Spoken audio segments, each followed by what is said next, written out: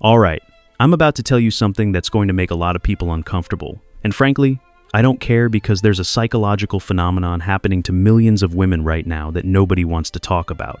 Here's what I've noticed. I can spot her from across a room, the woman who's about to break. She's the one everyone calls so sweet, so reliable, such a good person. She smiles at the right moments, says yes when she means no, and apologizes for existing. But if you look closely, really closely, you'll see something else. A tightness around her eyes, a forced quality to her laugh, the way she holds her breath before speaking. Most people think this is just how some women are. Naturally accommodating, naturally peaceful. But I've discovered something that completely flips this assumption on its head. And it's based on decades of psychological research that reveals a disturbing truth about female socialization. You probably want to know what I'm talking about. Well, I've identified 3 stages that happen when a woman finally stops performing niceness. And I'm not just going to leave you hanging there. I'm going to show you exactly what's been brewing under that pleasant exterior. Why the eventual explosion isn't actually a breakdown, but a breakthrough. And, most importantly, what happens when a woman finally chooses authenticity over approval. Because, here's the thing. When you understand what's really happening beneath the surface of the good girl performance, you'll realize that what looks like a woman losing it is actually a woman finding herself. And the psychological mechanisms behind this transformation will change how you see every difficult woman you've ever encountered. So, let's start with the first stage. And this one's going to reveal why being nice might be the most dangerous thing a woman can do to herself. Today, we're diving deep into the hidden psychology of female anger, why women are conditioned to suppress their authentic responses, how this suppression creates a psychological pressure cooker that eventually explodes, and what really happens when a woman finally stops prioritizing everyone else's comfort over her own truth. By the end of this exploration, you'll understand why anxiety in women is often disguised anger, why the shadow self emerges when performance becomes unbearable, and most crucially, how society's fear of female anger has created an epidemic of women who are strangers to themselves. I've spent years studying trauma psychology, feminist theory, and the neuroscience of suppressed emotions. And what I'm about to reveal goes far deeper than simple people-pleasing behaviors. But first, let me share something that might shock you. Research shows that women apologize significantly more than men. Not because they make more mistakes, but because they've been conditioned to view their very existence as potentially problematic. This isn't just about individual women struggling with boundaries. This is about a systematic suppression of female authenticity that's creating anxiety epidemics, relationship dysfunction, and a generation of women who have no idea who they really are beneath the performance. Understanding this pattern isn't just enlightening, it's liberating. And for the women listening, it might be the permission you've been waiting for to finally stop being good and start being real. The woman who's about to break isn't born broken. She's systematically trained into a performance that slowly suffocates her authentic self. Picture a little girl who's naturally loud, passionate, and opinionated. She speaks her mind, takes up space, and expresses her emotions freely. But gradually, through thousands of tiny corrections, she learns that her natural state is problematic. Calm down. Don't be so dramatic. Nice girls don't get angry. Stop being difficult. Each correction seems minor, but they accumulate like drops of water that eventually carve canyons. The message becomes clear. Your authentic emotions are inconvenient. Your natural responses are wrong, and love is conditional on your ability to make others comfortable. Psychologist Carol Gilligan spent decades studying this exact phenomenon. The moment girls begin to abandon their inner voice in favor of social acceptance. What she discovered was heartbreaking. Around adolescence, girls start trading truth for connection. They begin to filter every emotion through one haunting question. Will this make someone pull away from me? This isn't conscious manipulation. It's survival strategy. Girls quickly learn that being liked is survival, and nothing threatens being liked more than honesty. So, they begin to lie, not in dramatic ways, but in subtle, habitual ones. They lie by nodding when they disagree, by staying quiet when they want to speak, by laughing at things that aren't funny. The tragedy is that this strategy works, at least temporarily. The good girl gets praised, rewarded, loved, or what feels like love. She becomes the one everyone can count on, the responsible one, the one who never makes anything worse. But this approval comes with an invisible price tag, the slow erosion of her authentic self. What starts as occasional performance becomes permanent identity. She says, "I'm fine on autopilot." She apologizes before speaking, even when she's done nothing wrong. She becomes an expert at sensing the mood in a room and adjusting accordingly. Not because she's naturally empathetic, but because she's been trained to prioritize everyone else's emotional state over her own. The good girl trap is particularly insidious because it's disguised as virtue. Society celebrates the woman who's accommodating, self-sacrificing, and emotionally contained. She's held up as the ideal, the perfect daughter, the supportive friend, the understanding partner. But underneath this celebrated exterior, something else is happening. Her nervous system is in a constant state of hypervigilance, always scanning for signs of disapproval, always ready to adjust her behavior to maintain harmony. She becomes exhausted but can't rest, resentful but can't express it, angry but can't even admit it to herself. The most cruel aspect of this trap is that it's self-reinforcing. The more she performs niceness, the more people expect it from her. Any deviation from this pattern feels like betrayal to those around her, which reinforces her belief that her authentic emotions are dangerous and unacceptable. The good girl trap reveals that what looks like natural temperament is actually learned behavior, a survival strategy that becomes a prison. Understanding this is the first step toward recognizing that beneath every naturally sweet woman is often someone who's been systematically trained to disappear herself. What happens to decades of swallowed anger? It doesn't disappear. It transforms into something far more destructive. Anxiety, depression, and eventually explosion. Carl Jung warned us about the shadow, the hidden, unacknowledged parts of ourselves that we've been taught to reject. For women raised to be good, that shadow is often made of everything they were told not to be: angry, assertive, demanding, unapologetic. But the shadow doesn't stay buried forever. Emotion that is not allowed to move will always find another way out. And for women who've spent years suppressing their authentic responses, this often manifests as what appears to be mental health issues, but is actually emotional constipation. The anxiety epidemic among women isn't random. It's what happens when the body has been trained to suppress its most honest reactions. When your natural instinct to push back, to stand up, to protect yourself gets short-circuited over and over again, your nervous system doesn't relax. It adapts by becoming hypervigilant. Think about it. If you can't fight, your only option is to anticipate, to control, to please. That constant performance of adjusting yourself to meet others' comfort comes with a physiological cost. You smile in meetings while your insides twist. You nod in conversations you don't agree with. You carry emotions like bricks through your day. Psychologist Harriet Lerner identified this pattern in her groundbreaking work on female anger. She found that women aren't taught how to use anger. They're taught how to fear it. When a man expresses anger, it's seen as powerful, decisive. When a woman expresses the same emotion, it's called dramatic, hysterical, overreacting. So women learn to give their anger new names: stress, fatigue, overwhelm, anxiety. They don't confront their anger. They orbit around it, bury it, redirect it. They snap in places where it doesn't belong and stay silent where it's begging to be spoken.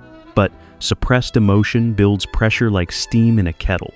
The woman who spent years saying, "I'm fine," when she's not, it's no big deal when it is, eventually reaches a breaking point. The shadow erupts not because she's unstable, but because she's unexpressed. This eruption often looks irrational to others because they've never seen the gradual accumulation of violations, compromises, and silenced truths that led to this moment. To them, she's having a breakdown. But what's really happening is a breakthrough. The moment when her authentic self, buried under decades of people-pleasing, finally claws its way to the surface. The eruption might happen in a meeting where she finally speaks up, in a relationship where she finally sets boundaries, or simply in her own life where she stops explaining herself and starts living authentically. It's messy, uncomfortable, and often misunderstood. But it's not pathology, it's emergence. The shadow eruption isn't a breakdown. It's the moment when years of suppressed authenticity finally demand recognition.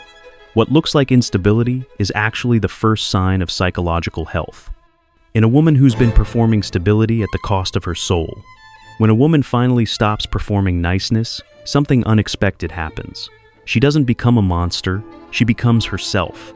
Before we continue, if you're finding this exploration eye-opening, please take a moment to hit the like button and subscribe to the channel. Understanding these psychological patterns could be life-changing for someone you know.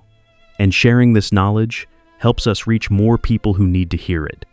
After the mask cracks, after the performance becomes unbearable, after she stops filtering every word through fear, there's a period of disorientation.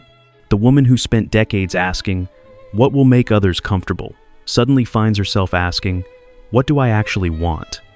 This isn't a smooth transition. There's grief involved. Grief for the years spent silencing herself.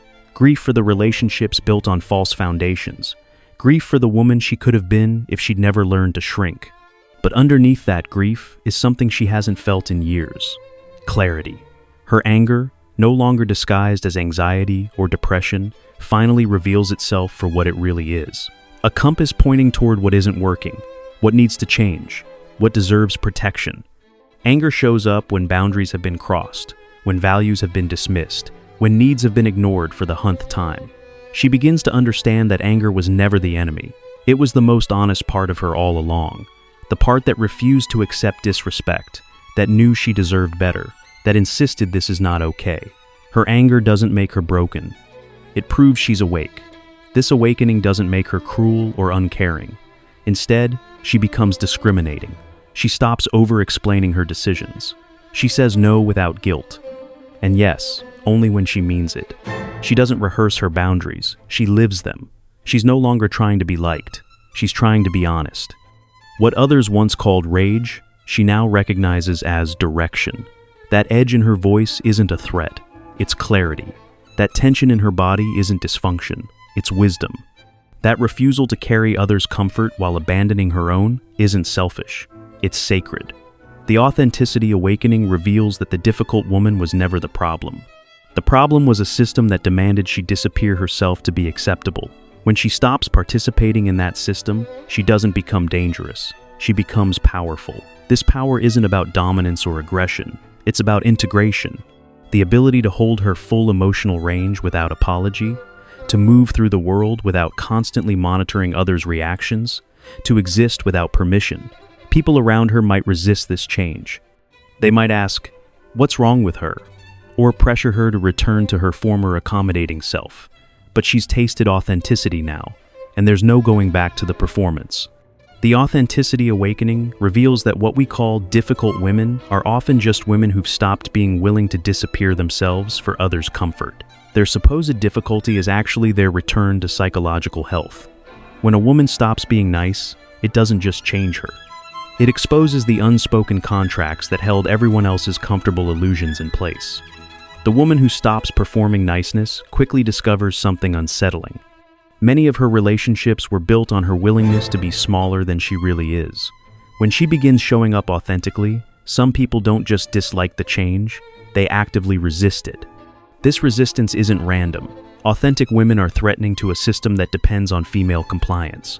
When one woman stops over-accommodating, it makes other women question why they're still doing it. When one woman sets boundaries without guilt, it challenges others to examine their own boundaryless relationships. The social reckoning often begins with subtle pushback. Friends might say she's changed or become difficult. Family members might pressure her to go back to how she used to be. Partners might express discomfort with her newfound assertiveness, claiming they miss the old her. But here's what they're really missing. They miss having someone who would sacrifice her own needs to meet theirs.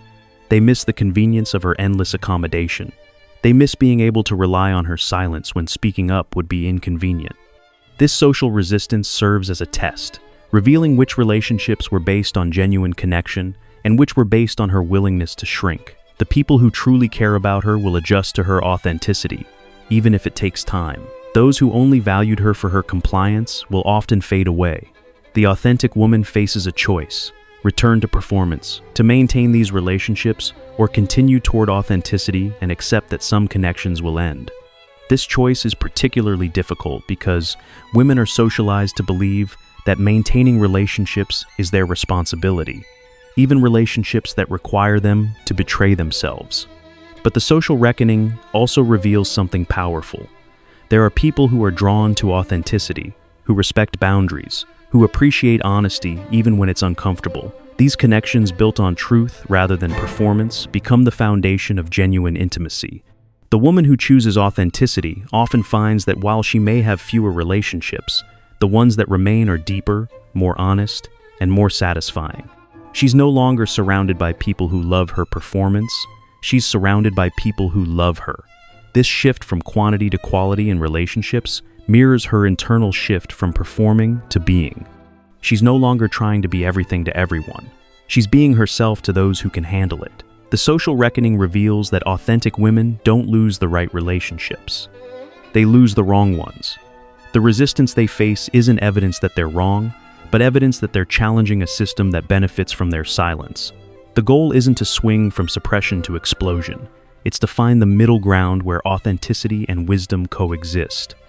Once a woman has tasted authenticity, the challenge becomes learning to wield it responsibly. The pendulum often swings from years of suppression to a period of raw, unfiltered expression.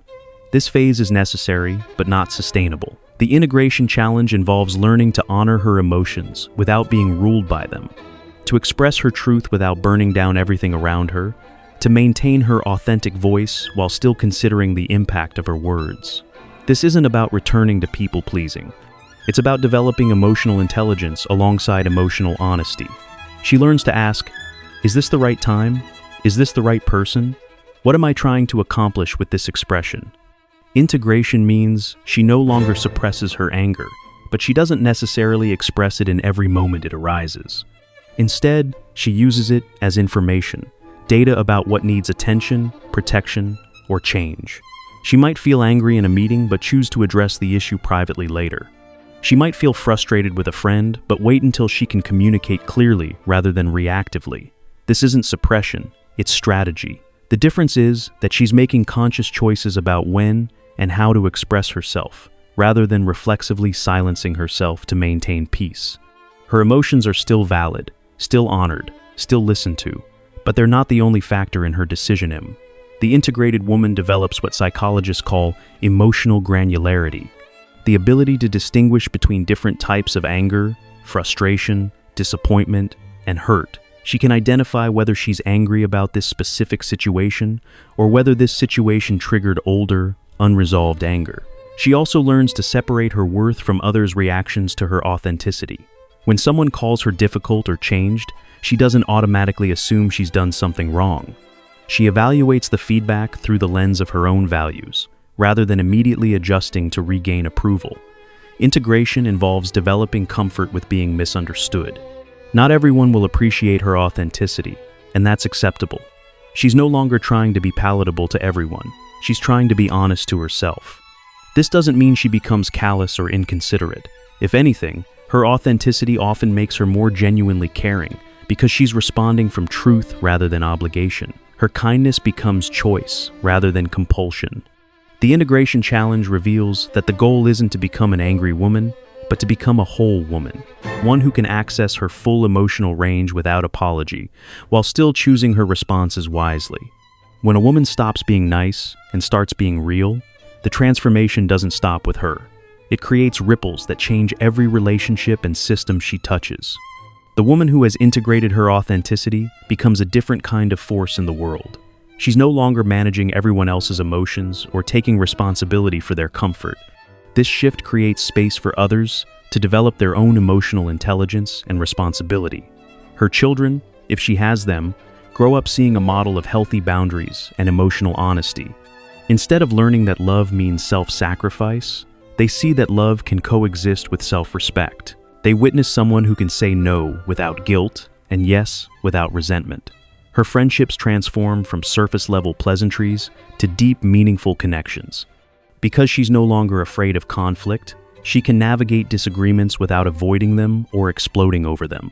This creates the safety for others to be authentic as well. In professional settings, she becomes the woman who speaks up in meetings, who negotiates her worth, who doesn't automatically volunteer for every extra task. Her colleagues might initially resist this change, but over time, many begin to model similar behavior. The ripple effect extends beyond her immediate circle. When women see another woman living authentically, setting boundaries, expressing herself clearly, refusing to shrink, It gives them permission to examine their own performances. One woman's freedom can catalyze another's awakening. This is why authentic women are often either celebrated or vilified, but rarely ignored. They represent possibility to those ready to change and threat to those invested in the status quo. Their very existence challenges the narrative that women must choose between being loved and being real. The integrated woman often finds herself in unexpected leadership roles, not because she's seeking power, but because authenticity naturally creates authority. People trust someone who's clearly not performing, even if they don't always like what she has to say. Her impact isn't always immediate or obvious. Sometimes it's a conversation that plants a seed, a boundary that demonstrates possibility, or simply the example of someone living without constant apology for their existence. The ultimate ripple effect is cultural change. As more women choose authenticity over approval, the expectation that women should be endlessly accommodating begins to shift. What once seemed revolutionary, a woman expressing anger, setting boundaries, prioritizing her needs, gradually becomes normal. The ripple effect reveals that one woman's journey from performance to authenticity doesn't just change her life. It gives other women permission to reclaim their own voices and creates a cascade of psychological liberation that can transform entire communities. Understanding what happens when a woman stops being nice reveals something fundamental about human psychology. Authenticity isn't just personal healing, it's social revolution. The journey from performance to authenticity isn't easy. It involves grief, resistance, discomfort, and the courage to disappoint people who prefer the performance. But on the other side of that journey lies something invaluable: the experience of being known and loved for who you really are rather than who you pretend to be. For the women listening, your anger isn't a flaw to be fixed. It's information to be honored. Your discomfort with endless accommodation isn't evidence that you're selfish. It's evidence that you're human. Your desire to stop performing and start being real isn't a betrayal of your relationships.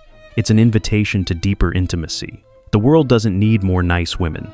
It needs more honest ones. It needs women who can model the integration of strength and compassion. Who can show that authenticity and kindness aren't mutually exclusive. Who can demonstrate that being real doesn't mean being cruel. Your voice matters. Your boundaries matter. Your truth matters.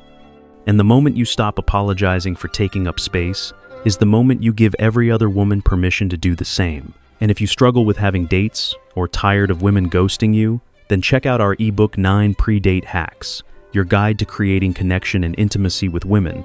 Link is in the description. Share your thoughts in the comments below. And if this exploration resonated with you, please like and subscribe to support more content about the psychology of human authenticity.